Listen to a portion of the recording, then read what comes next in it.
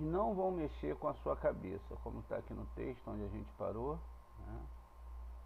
Eles não vão mexer com a sua cabeça. Rabi Yossi disse: a razão é que a cabeça do sumo sacerdote está o óleo sagrado da unção, que é removido, né? Se removido, causaria calvície. Assim, o sacerdote abaixo deve realizar uma ação simbólica disso. Então, veja, a primeira parte que a gente deve entender é sobre a questão dos pelos na Torá. Os pelos na Torá, eles estão ligados às letras hebraicas.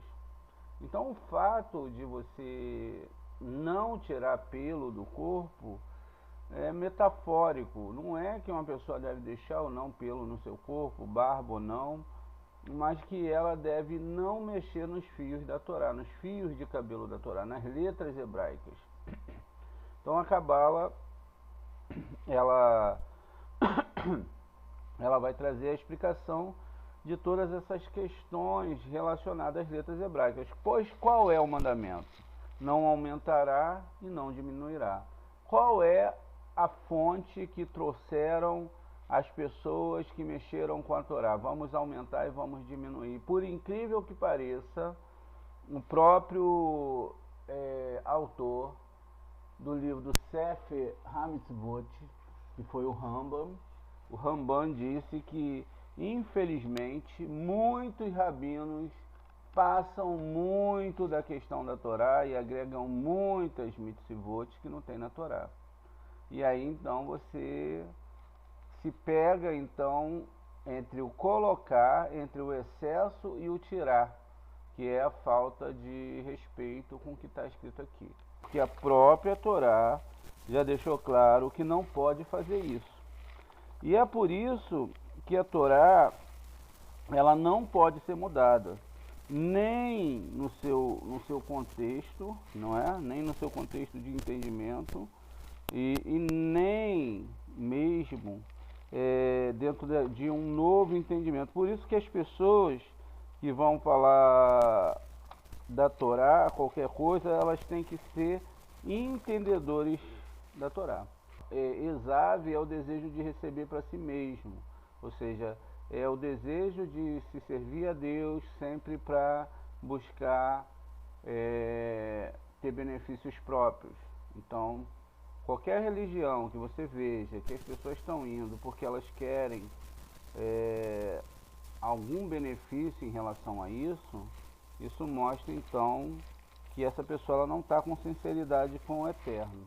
Trabalhar pela Torá, trabalhar para Hashem tem que ser de uma forma por amor. Por exemplo, como que funciona a questão da doação? Se você empresta uma quantidade de dinheiro a alguém, vamos lá, você empresta 100 reais. Se você nada deseja receber, 100, 1000 reais, a quantidade que é possível você emprestar. E se você nada recebe de volta, então você fez sem vontade nenhuma de receber, ou seja, você abriu mão daquilo ali, aquilo ali foi feito por amor. Se você receber o 99%, então você tinha 99% de receber algum benefício daquele empréstimo que você fez. Se você recebe um real daqueles 1000, ainda assim você está recebendo benefício. Então você está tendo ainda um preço. Agora, quando você abre mão totalmente do valor, você está trabalhando para Deus de forma que você não está se importando com o que Ele vai te dar ou não, mas você faz gratuitamente. Não precisa ter um pagamento. Então é assim que funciona trabalhar para Deus em Lo Lishmar ou em Lishmar. Então, muito bem. Dentro dessas questões, então, né, a gente tem 14 fundamentos, e esses 14 fundamentos para manter a Torá é que nada pode ser mudado. Por exemplo, não pode se dizer, por exemplo, que está escrito algo na Torá e Deus falará outra coisa depois. Ainda que diz lá na frente, o homem não entendeu, ele não chegou a esse conceito, ele ainda não chegou, ele não entendeu, agora a gente tem aqui um novo profeta e esse novo profeta tem uma nova ideia sobre a Torá. Não pode. Então isso não existe dentro da Torá, isso não existe dentro dos conceitos, não existe que a pessoa vai receber uma revelação, que ela não conhece a escritura, que ela é analfabeta, etc. Não. A questão aqui na Torá, a questão na Torá, ela está ligada às letras hebraicas, ao entendimento profundo das letras hebraicas, porque é a única forma que, segundo a Torá, Deus se comunica com o ser humano. Deus ele se comunica com o ser humano através das letras hebraicas. Então, o povo hebreu ele não poderia nascer com a sua nacionalidade, com seu entendimento, com tudo aquilo que eles conhecem como ciência, etc., se não fosse a Torá. E aí, por isso que o povo de Israel, por conhecer a Torá, por estar ligado à Torá, ele tem uma maior incidência intelectual sobre as outras nações, tendo aí 178 prêmios Nobel. Até o momento que eu obtive essa informação, era a quantidade de prêmios Nobel que o povo de Israel tinha, em detrimento do Brasil, que não tem nenhum, e outras nações que não tem nenhuma dessas questões. Então a gente vê que essa intelectualidade e que esse abrido da arte, da espiritualidade, que na verdade o homem ele não deve colocar as suas emoções, as suas sensações dentro disso, porque existe um grande problema. Por exemplo, nós sabemos que os próprios astros carregam almas de anjos, que são nomes divinos, ou seja, uma criação que Deus fez, um cri que Deus fez, para que ele mesmo pudesse habitar ali num modo menor e etc, e pudesse existir também de uma forma que não se misturasse com os outros anjos, porque se aquele cri se quebra, imagina, o corpo do Sol se quebra, ele se mistura com os outros planetas e aí fica uma confusão. Não, danada, né? Com aquela confusão danada, não, isso não acontece. Eles acabam cada um tendo um corpo delimitador, e dentro daquele corpo que delimita o Sol, a Lua, ou até mesmo os mundos espirituais, eles são criados pelo Eterno. Então a gente não tem que ter essa questão de tamanho. Imagine se você pode se aproximar do Sol, você é do tamanho de praticamente nada, ou a Terra é nada perante o Sol, e aí acha que agora o Sol é Deus. Você está entendendo? Então não se trata de tamanho de homem, tamanho de planeta, tamanho disso ou daquilo, não. O Eterno ele está em outra linguagem e ele está muito aquém dessas espiritualidades. E é por isso que também muitas pessoas acabam criando religiões porque elas têm essas sensações espirituais. Mas o ponto a observar aqui é que existem falsos profetas. E se existem falsos profetas, isso quer dizer então que as pessoas podem ter sensações espirituais, elas podem conseguir as coisas através das suas religiões, mas que segundo a Torá não tem problema nenhum, porque isso já está descrito. Isso aconteceria, até porque se não acontecesse, a maioria dos povos não teriam as suas experiências, não teriam as suas espiritualidades, etc., que também é permitida por Deus, como a gente viu na própria Torá, Deus permite. Então a gente não deve se preocupar com a espiritualidade dos outros. O que a gente tem que fazer é cuidar daqueles que estão no nosso meio, é cuidar daqueles que querem aprender realmente, que se esforçam para aprender, que querem realmente chegar a esse nível de conhecimento, o que não é um nível fácil para chegar, é um nível difícil de entendimento, é um nível bem mais apurado de entendimento. Isso faz então com que a pessoa ela não observe os milagres das outras religiões, porque o ponto aqui é diferente do de lá. A gente olhando as guerras, né, que aconteceram em relação ali na Idade do Bronze, na época do após Juízes ali, que não tinha, naquela época ainda não existia o povo de Israel como conhecemos, mas era um povo que tinha Josué, que era um administrador, e que logo após de acabar ali a sua missão, ele não vai se tornar um homem rico, nem nada disso, ele se torna um fazendeiro, termina seus dias ali como um homem simples, assim também foram os juízes, enfim. Então toda a questão ali dentro da Torá sempre leva a isso. Após o momento que chega o momento dos reis, então descrito algumas guerras, mas que não são guerras como nós conhecemos. A história em si ela vai estar encoberta por muitas camadas que nós teremos que ir tirando camada a camada até chegar à verdade, porque toda a história que está descrita ali é relacionada à Torá, aos mandamentos, às festas, os meses, etc. Então, dentro disso, a gente começa então a entender que a Torá é um livro diferente. Ela não está preocupada, a Torá não está preocupada com os milagres. Ela também diz que não está preocupada se uma pessoa está com espírito ruim ou com espírito bom, porque tudo isso faz parte do processo. Se uma pessoa vai adoecer ou não vai adoecer, essa não é a questão. A questão da Torá é sempre uma, que a pessoa não mude a Torá e que ela não faça idolatria e que ela se mantenha dentro dos parâmetros da Torá, porque esses parâmetros, na verdade, são a configuração exata que ela tem que ter. Isso traz com que ela saia desses extremismos. Por exemplo, toda vez que você vai numa religião fora da Torá, qual é a questão que é discutida? Olha, não é bem assim. Não é bem assim, não é dessa forma, preste atenção que agora eu tenho uma ideia melhor, e venha para cá para o meu grupo, vamos ser felizes, vamos fazer parte de um grupo maior, e aqui é mais legal, porque você vai botar uma roupa X, uma roupa Y, porque você agora tem que fazer certo ato religioso, e aí você sabe que Deus vai estar te atendendo, e tudo isso imbuído de muito emocionalismo, e muito racionalismo também fora da Torá. E aí é que entra o problema. O problema é que quando você abre as portas da sua mente, do seu date para esse tipo de ideia, então você começa a se perder dentro daquilo que a Torá realmente está dizendo. E é por isso que a Torá, o Eterno diz, ó, não estude sobre os seus deuses, não se envolva com eles. Por quê? Porque o Eterno já sabia que essas forças, elas tinham o poder de seduzir o homem e levá-lo para longe da Torá. Muito bem.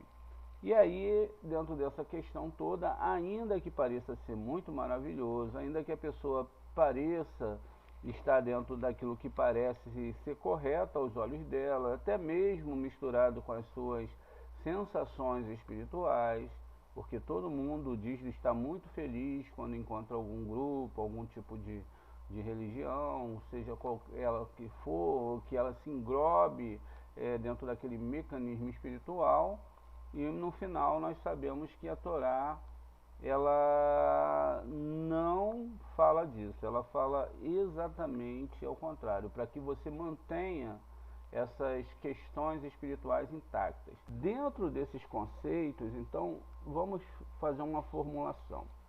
Se a Torá ela tem uma configuração inicial, ela tem uma configuração que ela se mantém desde o início, ou seja, desde o início ela já fez todos os cálculos, tudo está organizado de acordo, né, com o que está dentro da Torá. Lá, inclusive, já foi falado, lá foi falado das religiões que surgiriam, falado também que essas religiões elas trariam algum tipo de problema.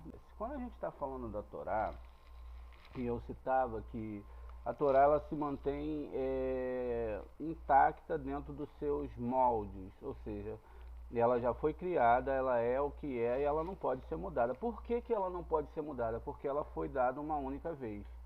Não existe na história da Torá o segundo mandamento, onde diz assim, olha, tal dia eu vou dar uma segunda Torá. Não, não tem isso. O que tem é que essa Torá é única. Quando existe o surgimento das outras nações, vamos lá,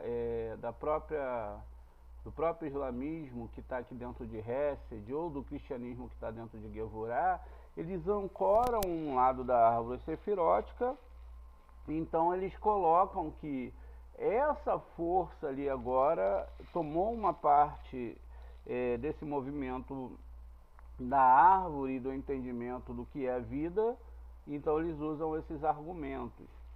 qual é a ideia que a gente vai ter de entender que isso tudo não pode existir? Justamente porque a gente se ancora, não aumentarás e não diminuirás essa lei. Então, se lá tá escrito que são 613 leis, então está dizendo que você não deve mexer nesses conceitos. Agora, o entendimento desses conceitos já é diferente. Ou seja, se existem 613 leis, que são 613 luzes na alma, ou 613 desejos, vontades ou desejos de receber para si mesmo, isso quer dizer então que eu não posso mexer nessa questão.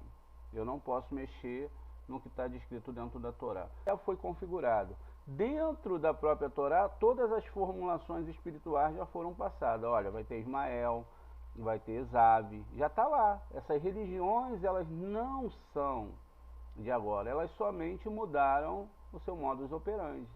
A gente sabe disso exatamente porque a gente viu que isso trouxe uma desconfiguração dentro da humanidade. E a gente pode perceber que isso fazia parte da história. Lógico, ninguém está falando de forma alguma, que isso não fazia parte da evolução do ser humano. Então eles passariam por essas religiões, aprenderiam esses conceitos, se doariam dentro desses conceitos, mas que esses conceitos quebraram a Torá. Isso não quer dizer que a evolução da alma e do corpo do ser humano, do seu entendimento em relação à Torá, porque também a evolução da Torá é você entender a Torá. Isso não quer dizer então que ela está errada lá do princípio, mas que os sábios descodificariam essa Torá e trariam um entendimento onde essa Torá poderia englobar toda a humanidade.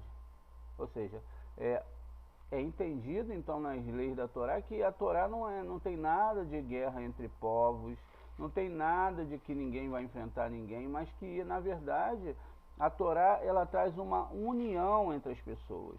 E que essa questão dessas guerras em si, elas são criadas pelas próprias religiões em relação ao que eles ditam ser certo ou errado dentro daquele entendimento que ele tem naquele momento.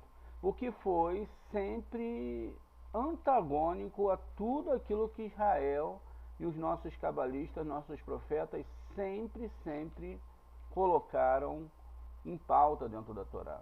São o único povo que reconhece os seus pecados, é o único povo que quando era levado para cativeiro reconhecia que tinha errado com o Eterno, não pedia para se livrar do castigo, não atacava as outras nações,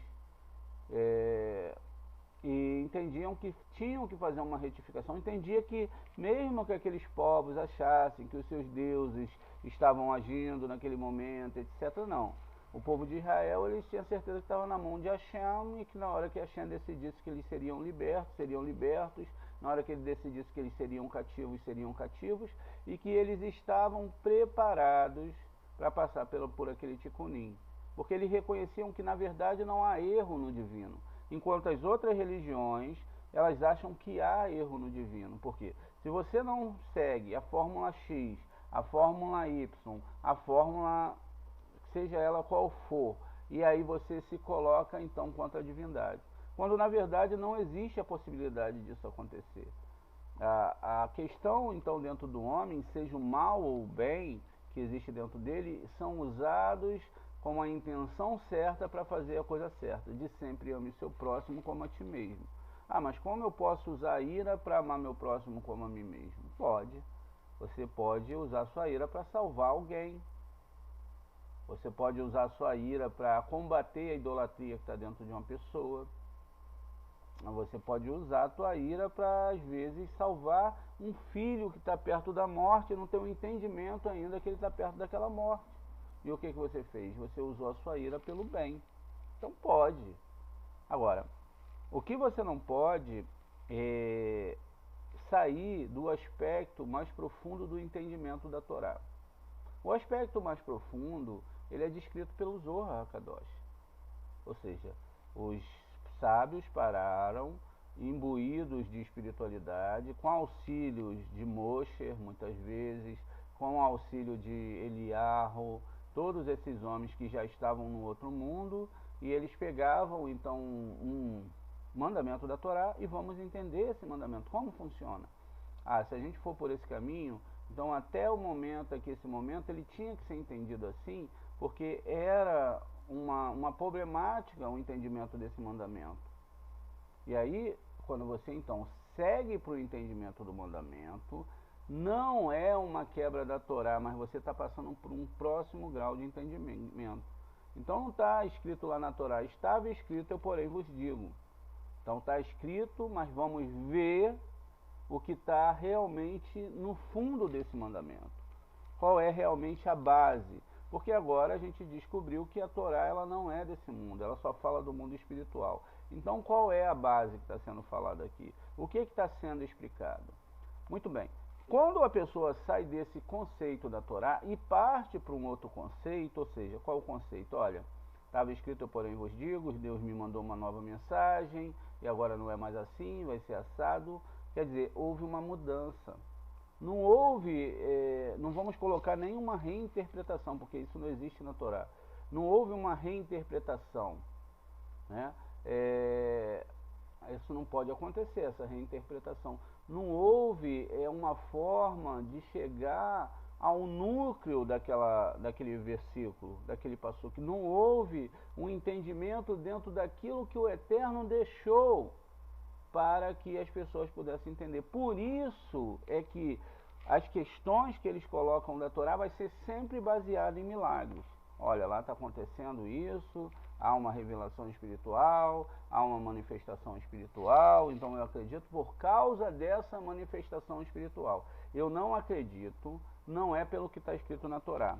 Ainda que não tenha manifestação espiritual, ainda que não tenha nada, então eu não tenho como ficar focado em algo que não me causa uma sensação espiritual. E aí é que acontece essa desconfiguração dentro da alma do ser humano. A gente então chega a essa questão dessa desconfiguração através do desconfigurar a Torá dentro da cabeça do ser humano. Daí por diante as pessoas começam, faz parte da caminhada de cada um, elas começam então a viajar dentro desses conceitos que elas entendem como religião. Então olha, nessa religião aqui, fulano de tal tem um testemunho para dar, aconteceu isso e realmente eu acredito porque eu vi, etc. Assim como sempre tem uma visão, alguma coisa relacionada, o que não tem nada a ver com a Torá. Primeiro, dentro dos conceitos, é que os sábios de Torá, principalmente os profetas e também os sábios, que eram os Rahamins, eles tinham uma coisa que era importantíssima dentro da Torá, o seu nome codificado dentro da Torá.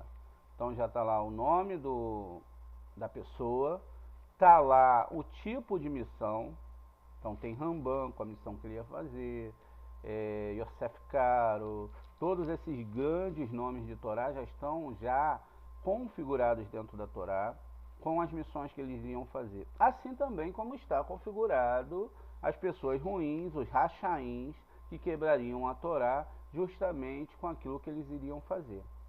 Então veja, existe dentro da Torá toda a história da humanidade codificada e existe o papel de cada uma dessas almas. O que nós entendemos com isso?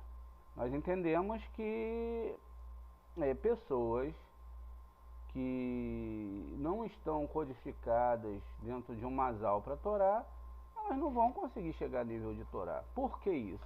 Porque o Eterno assim deseja, está dentro do masal da pessoa, mas porque a pessoa ainda não teve uma abertura intelectual para entender a Torá. Ela está atrás de milagres, de sensações espirituais, de revelações, como que se isso fosse uma brincadeira. A gente vê que dentro da Torá existe uma coisa muito séria. A gente sabe que existiam mais profetas, etc., mas que foi selecionado aquelas pessoas que tinham um CRI perfeito para receber esse entendimento. Por quê? Se todos podiam receber, até Balaque podiam receber da divindade, até mesmo Esav podia receber da divindade. Mas a forma que eles trariam esse ensinamento, essa palavra, essa escritura, é que teria a grande problemática. Por quê? Se Esav representa o ego, né? O Ismael é uma Kripá Nogá dentro de Hesed, ou seja, era um problema que aconteceu dentro do amor, dentro de Hesed, dessa Sefirot, e que teve que nascer esse menino, mas que logo depois ele foi descartado. Logo que ele é descartado, por Sara que manda o menino ir para longe. Logo que ele é descartado, é lógico que existe uma promessa proeminente de um anjo que no futuro ele seria uma grande nação, o que o é. Mas isso não deixa, mesmo que a religião esteja codificada, mesmo que a questão esteja acontecendo, isso não deixa de deixar claro que existia um quebrar de Torá. E que, independentemente do quantitativo que essas religiões mantenham e o tipo de organização intelecto espiritual e até os milagres, as revelações que tenham, elas vão estar desconfiguradas de dentro da Torá. Por que elas vão estar desconfiguradas? Porque elas vão estar misturando conceitos. E qual é o conceito que a Torá diz que não deve se misturar? Ela diz sobre a árvore do bem e do mal e diz sobre a árvore da vida. O conceito aqui é que a árvore do bem e do mal, lógico que deixa uma mistura, bem e mal. Ou seja, não seria possível a mentira sobreviver sem a verdade, porque logo se descobriria que é mentira. Mas a mistura desses dois conceitos, como essas religiões fazem e capturam da arte do ser humano, então elas fazem com que as pessoas fiquem cativas dos seus ensinamentos. E o ideal para eles é esse mesmo, é que as pessoas se cativem, que elas fiquem presas a esses dogmas. Porque a partir do momento que a pessoa fica não só presa ao dogma, mas também à espiritualidade, então agora ela tem a sua mente capturada, que é o papel dessas religiões, porque elas não estão como os judeus faziam, como os estudantes de Torá faziam, eles não estavam preocupados em movimentar as outras massas, porque eles sabiam que isso era um papel do Eterno. Porque está escrito, naquele dia eu separarei cada um dos meios das nações, eu mesmo tirarei um a um, e esse papel é do Eterno, não é de nenhum ser humano. O problema é que o ser humano, quando teve os seus problemas sociais, culturais, políticos, e que estava sempre imbuído uma questão de receber para si mesmo, criou essas religiões. Essas religiões surgiram como um grito no meio de homens pobres, ou sempre pequenas massas, e eles usaram isso para uma revolução. No seu tempo, em que, como se houvesse um grito, uma manifestação em relação ao que estava acontecendo na vida deles naquele momento. E aí com isso, a gente tem toda essa problemática da religião. O povo de Israel em si se manteve longe de tudo isso, se isolou nos seus grupos com a sua Torá, com seus conceitos de Torá e não participou. E se manteve longe até pelo menos o ano de 1880, por ali, mais ou menos, se manteve longe de toda essa questão de organização das nações, ou seja, sistema político, uma câmara com seus conceitos iluministas, etc., se misturou mesmo. Com isso, então, a gente entende que mesmo dentro desses aspectos, quando chega ali a Segunda Guerra Mundial e existe ali, né, o Holocausto, com a morte de tantos judeus, o povo judeu, então, ele avança novamente para a Torá, e ele, então, agora, através de um sistema também religioso, que não é descontinuado daquilo que a gente entende, no geral, como religião, mas ainda sim uma religião, ele mantém ali o seu núcleo familiar, ele mantém as suas bases familiares, por isso que as comunidades judaicas, elas são formadas de famílias. E fica estranho, depois de você estar 10, 20, 30, 40, 50 anos convivendo em família, um pequeno grupo, todo mundo conhece todo mundo viu os filhos crescerem, e aí de repente agora chegam pessoas e querem adentrar ali a comunidade. Para eles fica super estranho, porque eles não entendem a Torá como algo que é para converter ninguém, ele entende que cada um está no seu lugar, cada um tem que ficar onde está. Já a Cabala é diferente. A Cabala, ela é fora da religião. Ela vai trazer então a ideia de que todo mundo pode acessar, todo mundo pode fazer parte dessa caminhada. Por isso que a Cabala é uma Torá mais interna, é a Torá de Abraham. E Abraham estava com a sua tenda aberta para todas as pessoas. Abraham, ele também traz a conotação sobre ele de que ele não era um judeu, mas ele era alguém de Ur dos Caldeus, alguém que havia saído de um local de idolatria e que agora avançava, trazendo outras pessoas para esse nível de conhecimento do Deus único e verdadeiro, e que esse Deus único e verdadeiro, ele não se desfragmentava, ou seja, não há uma divisão nele, não tem como haver uma divisão, porque a divisão é no mundo da criação. O criado, o ser criado, ele pode se dividir, ele pode se fracionar, mas o eterno ele não pode ser fracionado, nem pode se fracionar. O que pode acontecer, e o que acontece, é que ele reduz a sua luz, reduz a sua divindade, para que as pessoas possam entendê-lo e enxergá-lo. Por isso é que é necessário entender profundamente essas questões para que não se venham criar novas ideias. Então essas novas ideias também vão contra a Torá e trazem então para a pessoa um novo pensamento totalmente diferente do que é a Torá. E uma vez que a pessoa já entrou nesse tipo de configuração mental, então fica mais difícil você trazer para a pessoa, olha, não é bem assim. E é aí que nós entramos com a Torá e com a Cabalá.